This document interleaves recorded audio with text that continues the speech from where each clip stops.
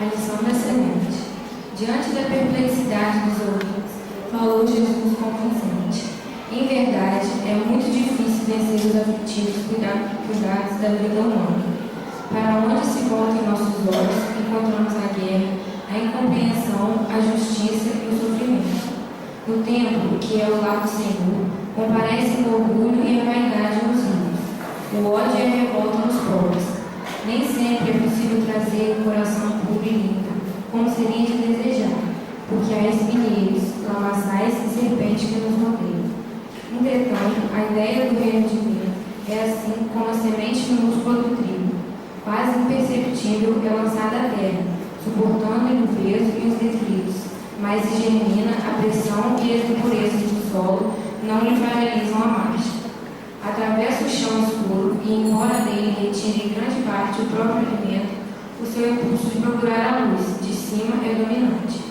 Desde então, haja sol ou chuva, passa dia ou noite, trabalha sem cessar no próprio crescimento e, nessa ânsia de subir, frutifica para o bem de todos.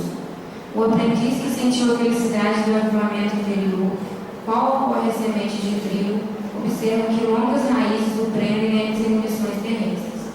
Sabe que a maldade e a suspeita lhe rondam os passos, que a dor é a ameaça constante. Todavia, experimenta acima de tudo o impulso de ascensão e não mais consegue deter-se.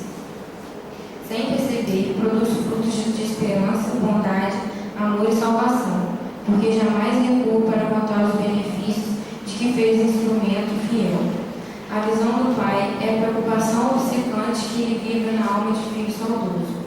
O mestre silenciou por momentos e concluiu: em razão disso, ainda que o discípulo guarde os pés encarcerados no lodo da terra, o trabalho infatigável no bem, no lugar em que se encontra, é o traço indiscutível de sua elevação. Conheceremos as árvores pelos frutos, identificaremos o operário do céu, pelos serviços em que se exprime. A essa altura, Pedro interferiu, perguntando: Senhor, que dizer então daqueles que conhecem os sagrados princípios da caridade e não os praticam? Esboçou Jesus manifesta satisfação no olhar e elucidou. Estes, Simão, representam sementes que dormem, apesar de projetadas no seio dadivoso da terra. Guardam consigo preciosos valores do céu, mas jazem inúteis por muito tempo. Estejamos, porém, convictos de que os aguaceiros e furacões passarão por elas, renovando-lhes a posição no solo, e elas germinarão, vitoriosas um dia.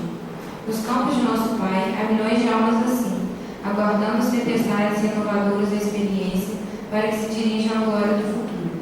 Auxiliemos-las com amor e prossigamos, por nossa vez, mirando à frente. Em seguida, ante o silêncio de todos, Jesus abençoou a pequena assembleia familiar e partiu. Nélio Lúcio, do livro Jesus no Lar, Psicografia de Francisco Cândido Xavier. Vamos passar para essa da noite de Deus. Deus, Pai de amor, Jesus, mestre amado, agradecido, Senhor, por a oportunidade de podermos estar aqui para ouvir um pouco do seu ensinamento. Obrigado por essa casa que nos acolhe, que possamos receber as bênçãos de paz, de harmonia, de refazimento. E também, Senhor, amparo uma semana que vai trazer a mensagem de hoje, dos mentores espirituais dessa casa, possa estar sempre presente, incluído e direcionado no caminho. Obrigado por tudo e fique conosco. Mais uma vez, que se seja. Bem, a Lúcia pode fazer a palavra para hoje. Boa noite a todos. Essa noite a gente vai fazer uma reflexão sobre a casa espírita, corpo mediúnico e um trabalho assistencial, porque a maioria das casas espíritas geralmente tem algum trabalho na área social. E aí nós vamos ver que Kardec foi muito sábio quando ele preparava toda essa doutrina para nós, né? Ele teve a preocupação de ter um regulamento na Sociedade Espírita Parisiense, onde ele colocou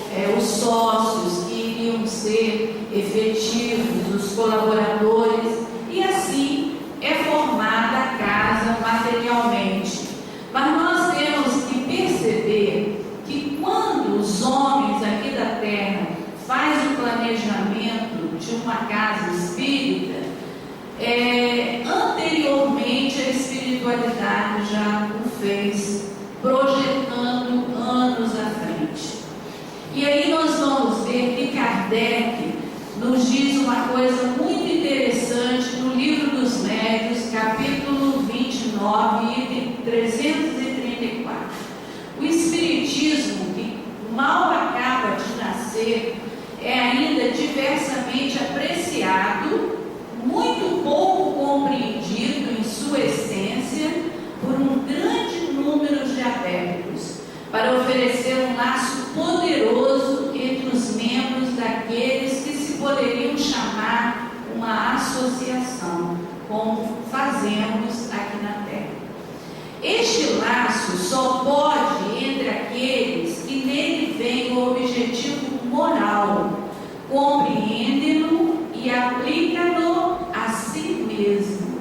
Então nós vamos ver que um dos pontos primordiais da doutrina espírita é a nossa transformação moral, é a nossa mudança de hábitos, mudança em todos os hábitos da nossa vida, que vai de encontro à lei maior que é a lei de Deus, onde ele se encontra uma confiança, onde nós, membros da casa espírita, encontramos uma confiança recíproca, os atrai uns para os outros. A benevolência mútua que reina entre eles exclui o vexame e o constrangimento, que nasce da suscetibilidade, do orgulho que se irrita com a menor contradição, do egoísmo que tudo reclama para si. Uma sociedade onde tais sentimentos fossem partilhados por todos. Uma tal sociedade, dizemos, seria não apenas viável, mas indissolúvel. Então, nós espíritas que estamos dentro de uma instituição espírita, nós temos muita responsabilidade. Primeiro, pela questão da transformação moral, que essa mudança nós não podemos cultivá-la somente dentro de uma instituição, mas lá fora, no mundo, onde nós, através do nosso exemplo, nós podemos levar algo para aquelas pessoas que ainda desconhecem o Espiritismo, em que tantos corações estão à procura de um estímulo, de uma palavra, de um conhecimento espírita para a sua compreensão em várias situações da vida no cotidiano.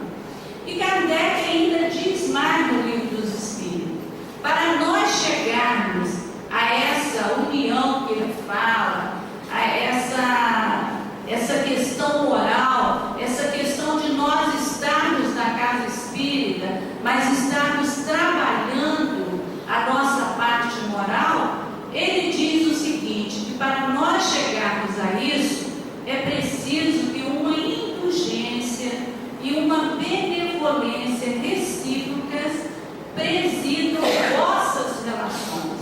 Então nós temos que ter indulgência com as pessoas e temos que ter benevolência para com todos nas nossas relações, não só dentro da casa espírita, mas lá fora, aonde nós vamos levar o nosso exemplo, que vossos defeitos passam despercebidos, que apenas vossas qualidades sejam notadas, que a tocha da santa amizade reúna, ilumine, aqueça os vossos corações e resistireis aos ataques impotentes do mal, como o rochedo imbalável à vaga furiosa.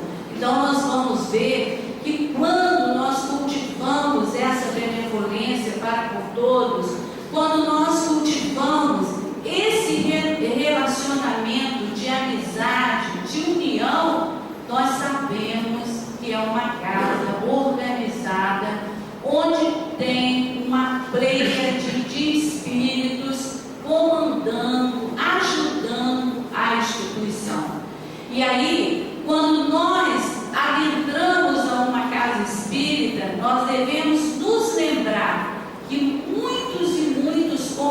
companheiros deram cota da sua existência em favor de uma casa.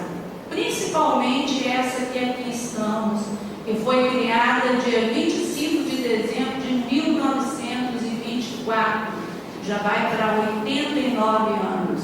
Então, logicamente, que esses que por aqui passaram pela sua fundação, por momentos difíceis, doando horas, doando tempo das suas vidas, logicamente que esses espíritos estão torcendo pela nossa casa e torcendo por todos que aqui vêm à procura de uma palavra, à procura de um estímulo para as suas almas doloridas. Ao contarmos com a possibilidade de estarmos inseridos numa casa espírita organizada, onde nos sentimos seguros, aliviamos nossos pesares ou buscamos a energia necessária para o nosso viver. Não é isso que nós viemos buscar aqui na casa espírita? O nosso alívio, o consolo para as nossas almas, e saímos daqui aliviados. E chega lá fora, muitas vezes nós irritamos, nós iramos, nós mudamos a nossa postura de espíritos. Então diz que não damos conta do preparo, da elaboração que se fez necessária por conta da espiritualidade superior para que essa mesma casa espírita fosse implantada na Terra, segundo o Dr. Herman. Então, nós temos que perceber que quando nós vamos realizar algo dentro da casa espírita, tem que ter todo um planejamento, tem que ter toda uma organização, até porque esse planejamento e essa organização vai facilitar o trabalho da espiritualidade. E a gente tem que estar percebendo a presença dos espíritos que estão a nos acolher em qualquer trabalho que realizemos na casa espírita. E ele diz, Jesus diz para nós, em qualquer lugar em que se encontre 2 ou 3 pessoas reunidas em meu nome, eu ali estou no meio delas. Isso quem disse foi Jesus. Para nós estarmos reunidos em nome de Jesus, não basta nos reunirmos fisicamente. Não basta reunir fisicamente. É preciso que façamos espiritualmente, pela comunhão de intenções e de pensamentos para o bem. Qual é a minha intenção dentro da doutrina espírita? Porque nós temos que nos anular para deixar aparecer a grandeza dessa doutrina que nós temos a oportunidade de conhecer para consolar as nossas almas. Só então Jesus ou os espíritos puros que o representam estarão presentes na reunião. Com a afirmativa que fez Jesus, quis demonstrar o efeito da união e da fraternidade. E aí nós vamos ver que numa reunião mediúnica, o principal fator numa reunião mediúnica é a união de pensamentos, é o conjunto de objetivos de uma só ideia. As condições do meio serão tanto melhores quanto mais homogeneidade houver para o bem, mais sentimentos puros e elevados, mais desejo sincero de instrução, sem ideias preconcebidas. Nós nunca podemos achar que a nossa ideia é a melhor, porque nós sabemos que qualquer trabalho dentro da casa espírita, ninguém realiza trabalho isoladamente. É um coletivo, é um grupo, é uma equipe, mas essa equipe, ela tem que estar com o pensamento voltado a Deus, para que a espiritualidade possa atuar e possamos perceber essa ajuda da espiritualidade espiritualidade. Nós sabemos, pelo Evangelho, no capítulo que fala sobre a missão do homem inteligente na Terra, diz ali o seguinte, que se o homem inteligente usasse realmente a sua inteligência para o bem, o trabalho dos espíritos seria muito menor, né? Quando nós improvisamos as coisas, quando nós não fazemos as coisas corretamente aqui na Terra e ficamos dando trabalho aos espíritos encarregados de nos auxiliar. Se enxergarmos a casa espírita como escola, como hospital e como seara de trabalho, conseguiremos observar a sua importância para o médium. E aqui nós falamos médium no sentido de que todos nós somos médium, ou ostensivamente ou não. E aí nós vamos ver que a casa espírita é a escola de ensino, porque encontra meios de aprimorar, aprendendo assim a exercer a mediunidade com equilíbrio e não sob a direção, e não só sob a direção da doutrina espírita, como também seguindo uma programação dos benfeitores espirituais da casa e dos guias do médium para que ele cresça. Então é escola no sentido de nos educarmos. Às vezes nós chegamos até a casa espírita totalmente desequilibrado emocionalmente. E é a casa espírita que vai trazer para nós esse equilíbrio emocional. No momento em que nós buscamos a casa espírita, nós buscamos por algum motivo, por alguma razão. E nós nem percebemos que muitos chegam à casa espírita através até de um amigo espiritual ou de um familiar que intuiu para que ele chegasse até a casa espírita. E aqui a gente faz um parêntese. Quantos atendimentos a casa espírita faz através de uma reunião de desobsessão anonimamente, sem às vezes até que a pessoa saiba que está realizando aquela reunião. É um hospital de almas, porque veremos o médico a ela comparecer em regime de tratamento, porque cada um de nós ainda somos almas doentes espiritualmente, aprendendo a educar a sua sensibilidade mediúnica de uma forma mais elevada e a equilibrar as emoções desgovernadas em existências passadas. Não é isso que a casa espírita nos proporciona, mostrando o equilíbrio que nós devemos ter, mostrando que nós temos que nos reequilibrar diante de situações que nós trazemos, às vezes de vidas passadas, e que achamos difícil de nos equilibrar, e aí nós chegamos à casa espírita e somos atendidos por esse hospital que nos acolhe. Muitas vezes recebemos, até nos equilibramos e depois nós vamos embora, né? E aí a gente observa que isso acontece às vezes até com o jovem que chega à casa espírita, frequenta por um tempo, depois vai embora, a dor bate a sua porta e ele retorna à procura do consolo.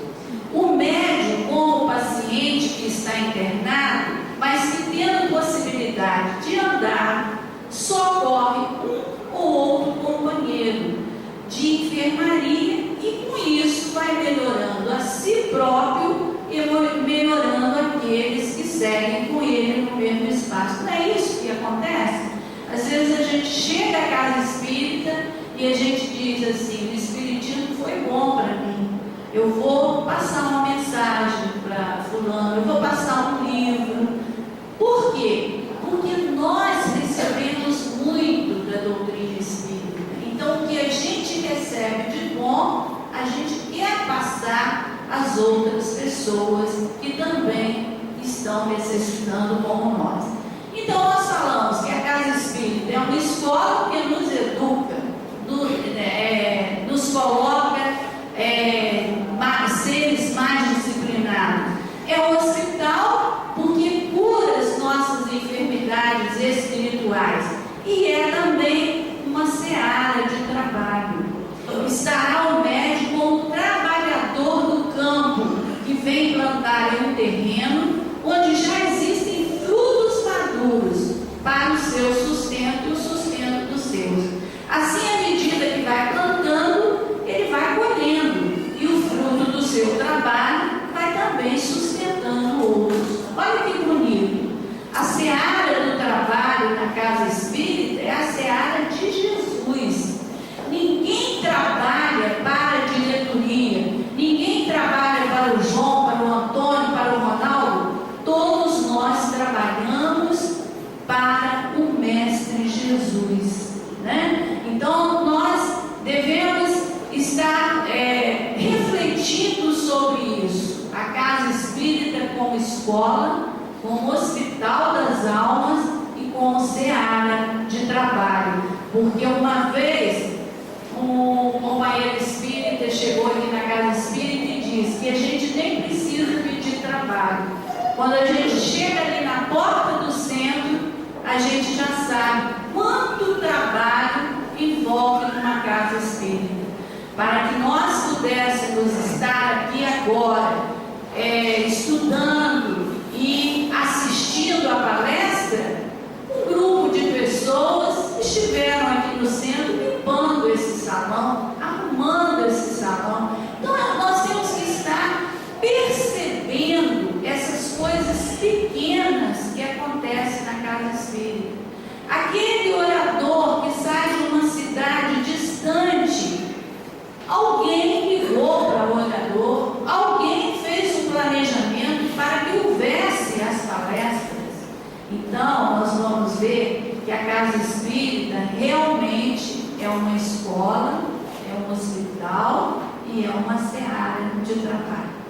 A Casa Espírita também é um local de relações entre seres humanos que se propõe a trabalhar a própria misericórdia divina em si, que se propõe também a produzir algo em favor do bem. Então nós vamos ver que a misericórdia divina para com as nossas vidas, ela é muito grande, né? E o Espiritismo coloca para nós uma compreensão maior da vida. No momento em que nós passamos por uma dificuldade maior, nós compreendemos essas dificuldades. Nós não, se nós realmente estudarmos a doutrina espírita, nós não vamos entrar em desespero, porque não existe punição, não existe injustiça.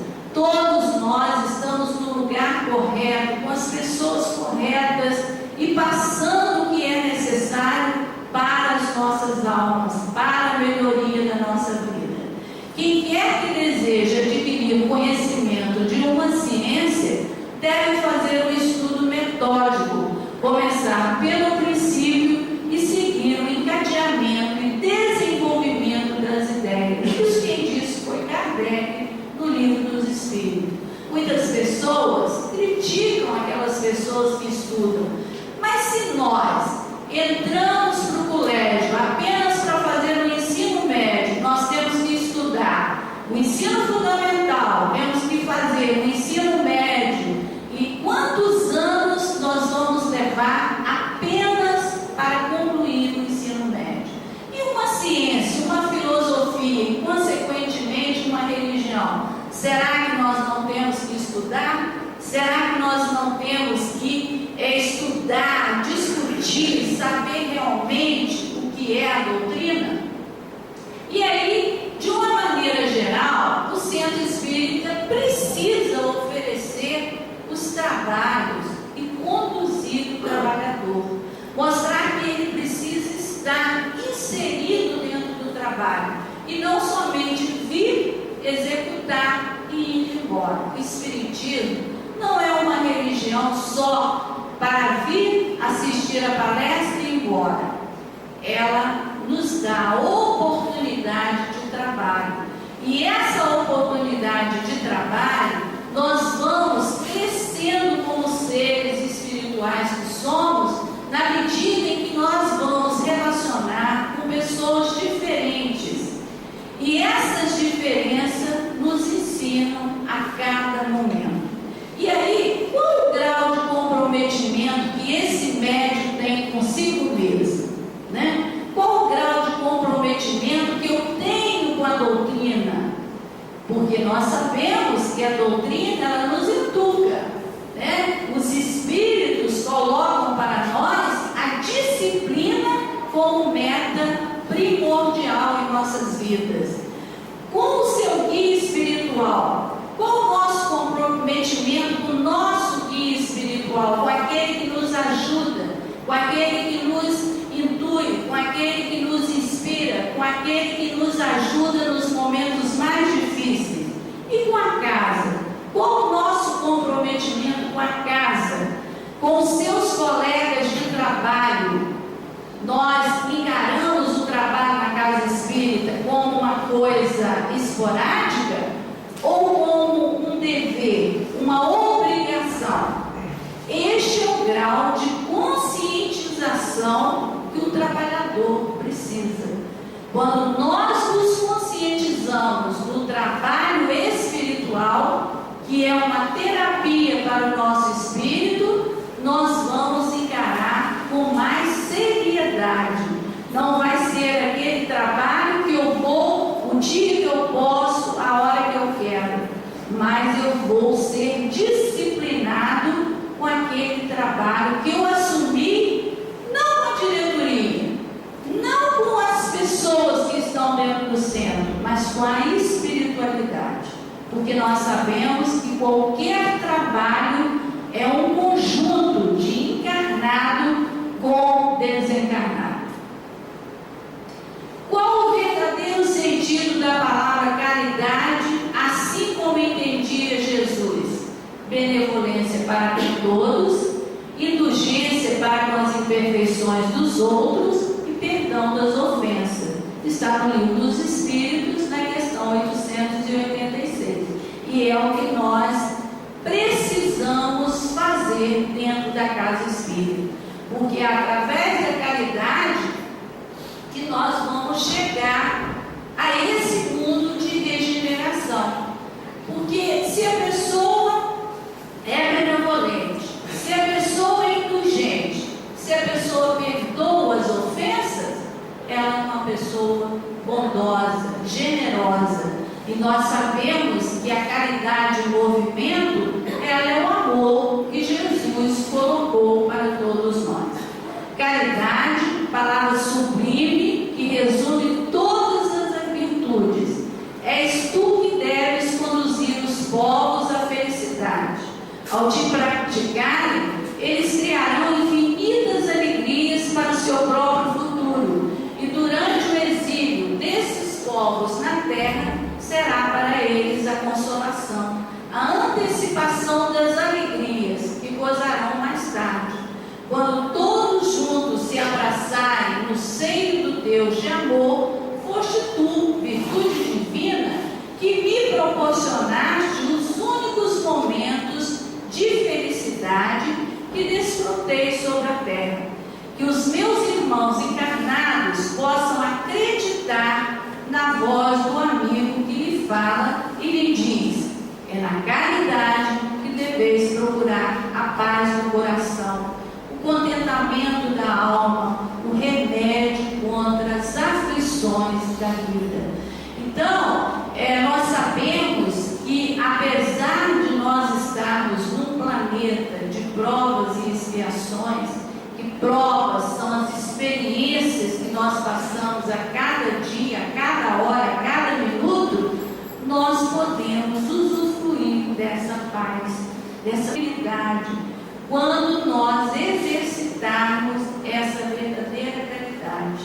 Nós já podemos desfrutar de momentos de relacionamentos em paz com as pessoas, sem ira, sem ressentimento, sem raiva, perdoando a cada instante, sendo indulgente para com cada um e sendo benevolente para com todos nós, porque todos nós precisamos dessa indulgência de Deus.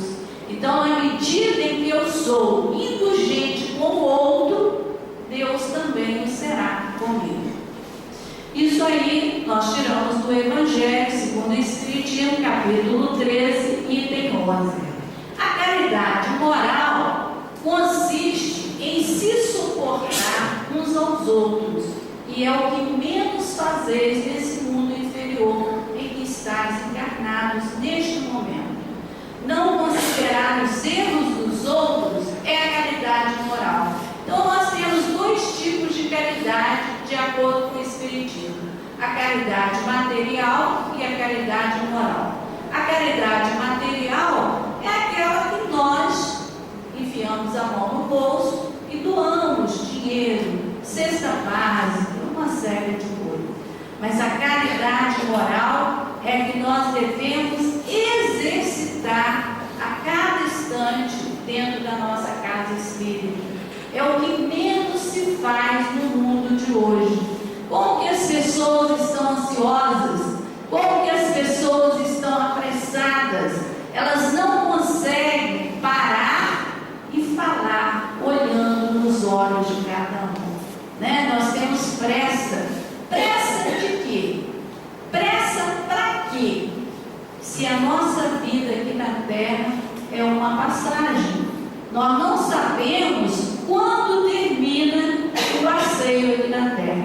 Pode terminar mais cedo, pode terminar mais tarde. E muitas vezes nós não aproveitamos os momentos que poderiam ser de tranquilidade, de felicidade. Junto com amigos, junto com parentes, nós devemos aproveitar esses momentos, porque nós não sabemos. As pessoas têm uma ideia fixa de que quem desencarna são os idosos, mas quantos jovens estão desencarnando nesse planeta Terra? E aí, depois a gente diz assim: ah, mas por que eu não convivi mais com fulano? Por que eu não fiquei mais perto de Beltrano? Por quê? Porque a nossa pressa nos leva a desconhecer as próprias pessoas que estão ao nosso lado. Poucas pessoas têm condição de usufruir desses momentos que aqui passamos na Terra. Entretanto, essa caridade não deve impedir a prática da outra, que é a caridade material. Pensai principalmente em não desprezar o vosso semelhante. É preciso ter sempre em mente que o pobre rejeitado desdenhosamente podeis estar repelindo o espírito que vos foi querido e que se acha momentaneamente em uma posição inferior à vossa. Evangelho segundo o Espiritismo. Aquele espírito que nós rejeitamos, aquele espírito que nós até corremos, poderá ser um espírito muito querido para nós. E o Ronaldo, sábado, estava falando uma coisa que eu achei muito interessante, que às vezes uma pessoa passa perto da gente, e às vezes a pessoa não atende. E às vezes quando você dá conta de que poderia ter atendido, você não, às vezes nunca mais encontra aquela pessoa.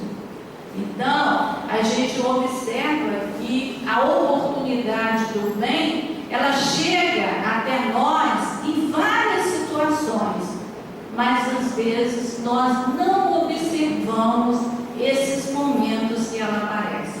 E quando o Pai nos convoca a determinado lugar, é que lá nos aguarda uma tarefa. Ninguém está fora do lugar. Todo mundo está no lugar certinho, no momento certinho. Cada situação na vida tem uma finalidade definida. Então não existe acaso. tudo é definido pela lei divina, tudo é planejado pela lei divina.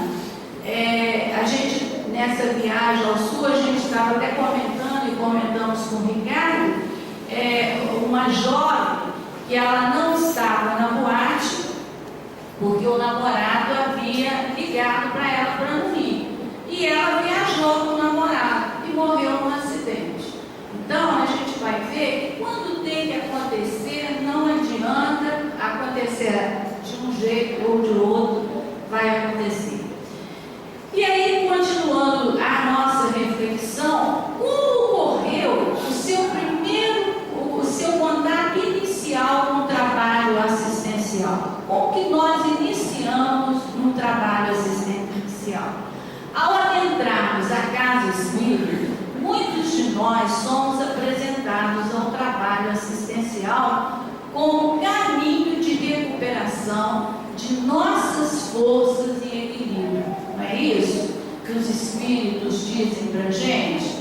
Que o trabalho vai aliviar a nossa alma, e realmente isso acontece quando você está trabalhando. Livros que não são espíritas já dizem isso, que quando você está angustiado, quando você está passando por um problema que você não consegue resolver, você ocupando a sua mente, vai desligar daquele problema e vai dar outro foco na sua vida. Então os espíritos colocam muito bem isso para nós, para a recuperação das nossas forças e do equilíbrio. Não é de hoje que os benfeitores espirituais nos apontam o auxílio ao próximo como recurso para melhor compreensão da dor. Então, quando nós saímos do nosso casulo, saímos do nosso egoísmo e vamos ao encontro do outro, e aí a gente vai até se envergonhar daquilo que nós achávamos que era sofrimento. Nós, ao adentrarmos para uma visita a um doente, nós vamos perceber que muitas vezes a gente pensa que vai levar alguma coisa para aquele enfermo, mas nós saímos de lá levando algo para as nossas vidas, porque muitas vezes nós lamentamos de coisas muito pequenas, enquanto tem pessoas que sofrem, que não têm os recursos financeiros, que não têm uma assistência médica correta, que não tem um parente para cuidar. Então nós nos envergonhamos daquilo que a gente acha que é sofrimento. Ao reportarmos ao plano espiritual em momentos de dor, para muitos é indicado abraçar o trabalho assistencial. Algumas vezes, muitos de nós ficamos a indagar: por que trabalho assistencial nesse momento? Para que eu vou trabalhar? Né? E aí a gente não sabe que no trabalho nós saímos do nosso egoísmo e vamos ao encontro do nosso semelhante, onde nós seremos ajudados pelos espíritos amigos, pelos espíritos familiares, pelo nosso anjo guardião. Ora, estudo e trabalho é uma recomendação marcante da casa espírita. Orar para recompor as nossas forças também, estudar para nós termos uma compreensão melhor da vida e o trabalho do bem. Advertência da espiritualidade aos que desejam integrar a equipe da casa espírita. Em todo o trabalho do bem, temos o trabalhador do plano espiritual que estimula o encarnado, e temos o encarnado que aceita o convite e provoca em si próprio e em torno de si uma verdadeira revolução para fazer com que o trabalho se expanda. É aquele trabalhador que chega e que se entusiasma com o trabalho e quer expandir aquele trabalho dentro da casa espírita. Mas nós temos que ter consciência de que o entusiasmo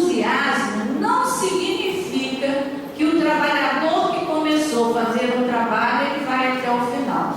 Muitas vezes é apenas o entusiasmo, como também acontece nos grupos de estudo. Às vezes um grupo de estudo começa com 25 pessoas e as pessoas vão às vezes se afastando por determinadas circunstâncias e termina com menos pessoas. Há de ter uma intenção. Todos nós, quando vamos fazer aula, nós temos uma intenção, não temos? Quando nós queremos fazer um concurso, a nossa intenção é estudar para passar no concurso. Então, qual é a intenção que o encarnado tem para produzir um trabalho? Por isso que antes de fazer um ser encarnado um trabalho, nós temos que avaliar qual a intenção do trabalhador. Se a intenção é de permanecer no serviço, no trabalho, se a intenção é de aparecer no trabalho, porque nós não devemos ter a pretensão de aparecer.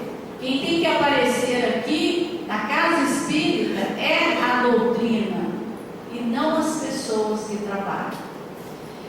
Se a intenção é de humildade, aceitar o que o conjunto, o coletivo decide, e se a intenção é de produzir a luz que vem da espiritualidade para a face da Terra.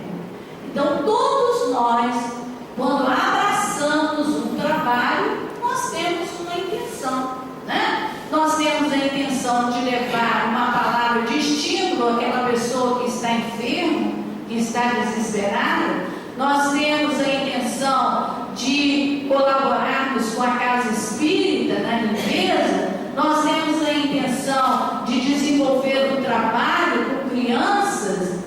Então, cada um de nós temos uma intenção ao tornarmos trabalhadores da casa espírita. O trabalhador da casa espírita deverá modelar a própria personalidade dentro de dois grandes padrões a serem seguidos: o doutrinário e os objetivos que os guias espirituais da casa nos dão. Ora, quando uma criatura se propõe a servir, deve, quando chegar a uma instituição, sentir o que quer ali, o que ela mesma deseja fazer na instituição. Nós lemos um livrinho do Divaldo e ele diz o seguinte, através de Joana de Ângelo: chega uma pessoa totalmente desequilibrada no centro, e às vezes, por pressa, a pessoa diz assim: vai tomar conta de criança. A pessoa não está preparada.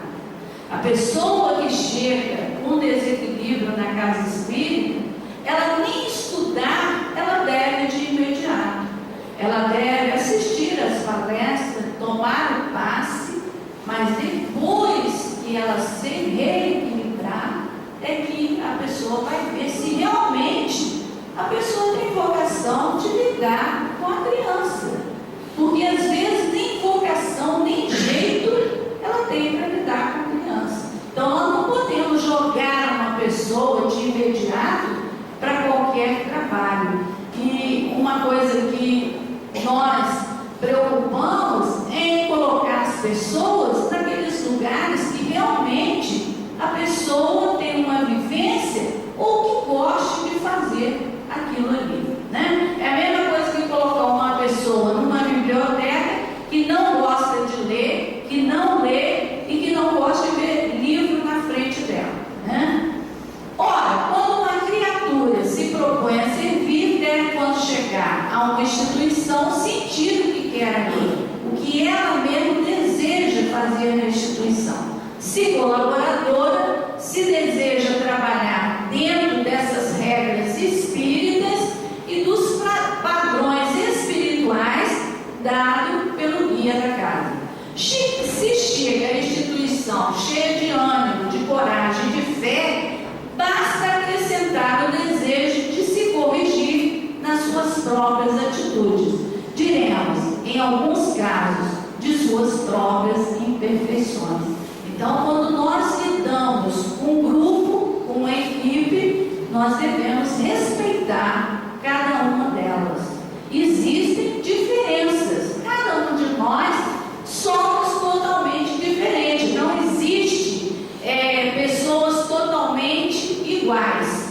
E aí a gente vai colocar um pouquinho da nossa casa.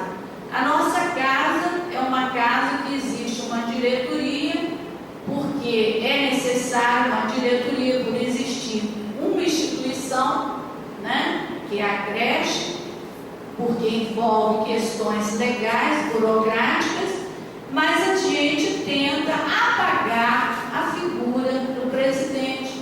São 6 pessoas que são diretores da casa e tudo é decidido por votação.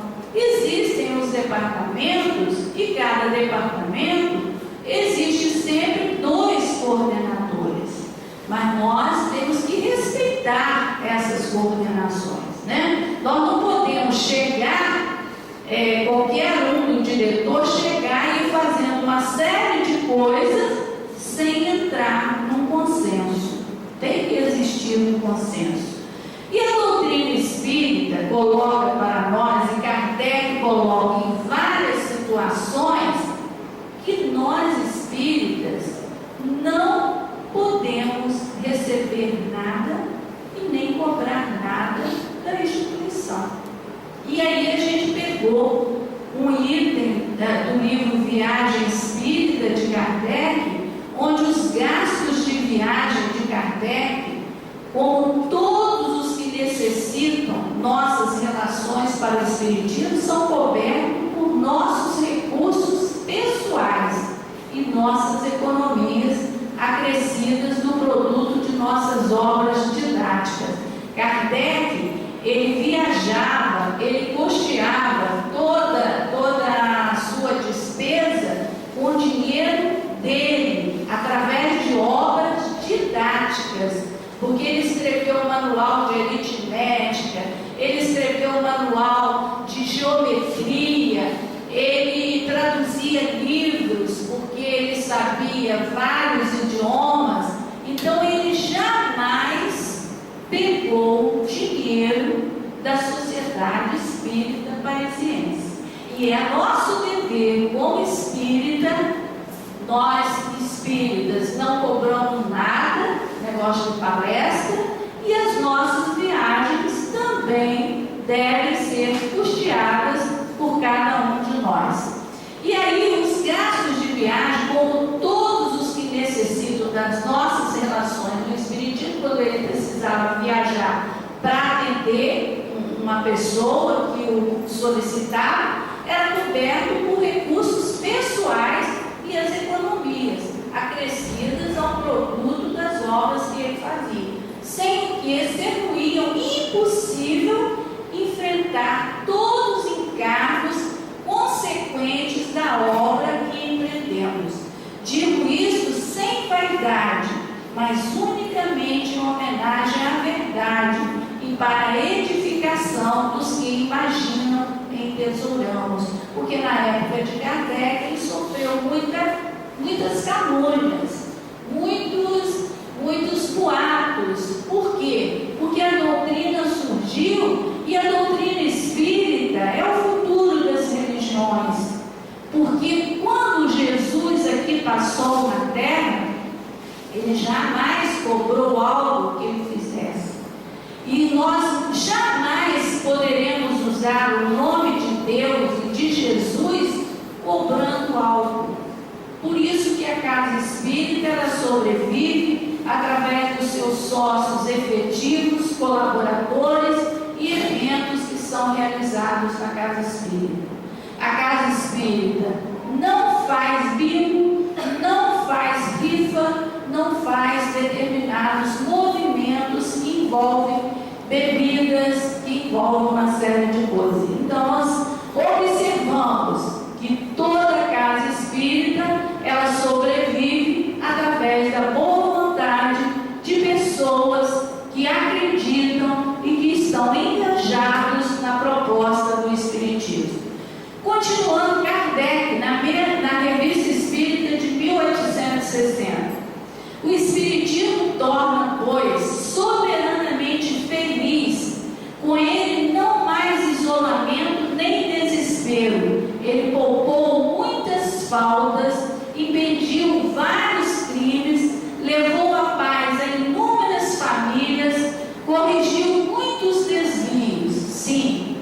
Espiritismo torna feliz e é isso que lhe dá um poder irresistível e assegura o triunfo futuro. Então, o Espiritismo é tudo isso. Quantos casos são atendidos numa reunião de desobsessão sem mesmo que a pessoa saiba, né, anonimamente? Quantas pessoas são atendidas através de um atendimento fraterno que saem daqui mais aliviadas com os seus conflitos, com os seus traumas, com as suas angústias, com as suas ansiedades? E aí, finalizando, para realizarmos alguma coisa, é preciso que haja vontade. Mas para realizarmos grandes coisas com a prática da caridade, precisa-se acrescentar a fé. Sem a fé, o homem não consegue criar as suas condições de trabalhos perfeitos. Já nas ações feitas com fé, o homem coloca sua posição, seu trabalho, sua determinação sob o amparo de Deus, o que lhe dará uma visão mais ampla, um poder de ação maior e uma vontade superior. E nós sabemos que existe a fé divina e a fé humana. A fé humana nós constatamos através de coisas materiais que nós realizamos. E a fé divina é aquela que, com a nossa fé, com a determinação, com aquilo que nós acreditamos, nós conseguimos realizar. E nós não estamos sozinhos. Nós temos que perceber que cada ato, cada decisão, cada determinação que tomamos, somos orientados pela espiritualidade. E como nós falamos anteriormente, numa casa espírita organizada, a espiritualidade está no comando. Existem as intuições, existem as inspirações para que a gente tome o rumo necessário. Mas para que haja uma casa organizada, é necessário que haja disciplina, é necessário que haja educação, é necessário que haja pontualidade. Os espíritos, eles são pontuais. Nós, humanos, é que não somos. Os espíritos são. E aí nós vamos ver que essa verdadeira fé, ela se alia à humildade. Aquele que a possui, coloca a sua confiança mais em Deus do que em si, porque sabe que ele nada pode sem Deus. Essa é a razão porque os bons espíritos vêm à sua ajuda. Então nós temos que estar observando, gente, a atuação dos espíritos na nossa vida. Leon Denis coloca uma coisa muito interessante, que nós só percebemos a atuação dos espíritos no momento em que nós estamos em grandes aflições. Então nós temos que perceber, se a gente for analisando o nosso dia a dia, como nós temos a ajuda daquele espírito protetor que nos protege desde quando nós nascemos, está nos acompanhando e torcendo pela nossa vitória, para nós sairmos aqui da terra melhores do que quando aqui chegamos. E aí nós vamos ver que eles estão torcendo para que a gente não repita os erros que nós cometemos em vidas passadas.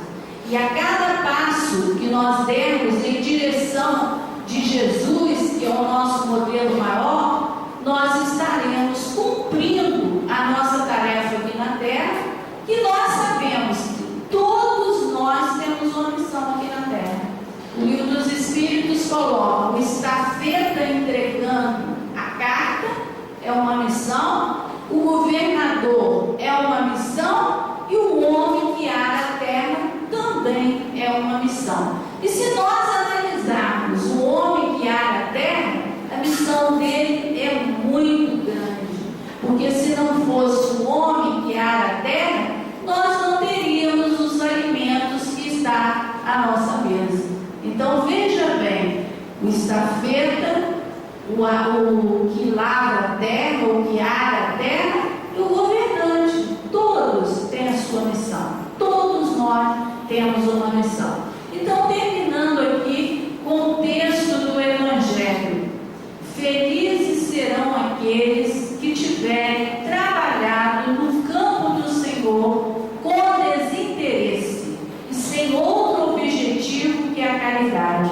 Então, uma das coisas primordiais é nós trabalharmos para Jesus sem desinteresse, com desinteresse, sem interesse algum, né? Nos preocuparmos em fazer o bem pelo bem, sem olhar a quem nós estaremos fazendo o bem.